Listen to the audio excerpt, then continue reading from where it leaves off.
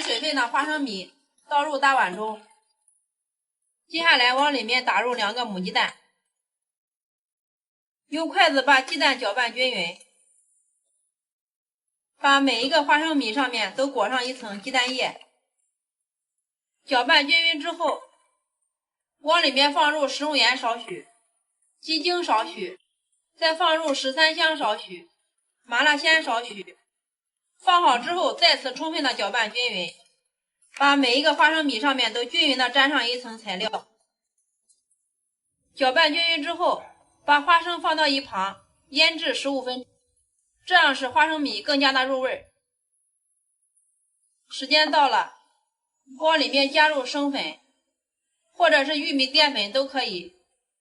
放进来之后搅拌均匀，要多次少量的放入生粉。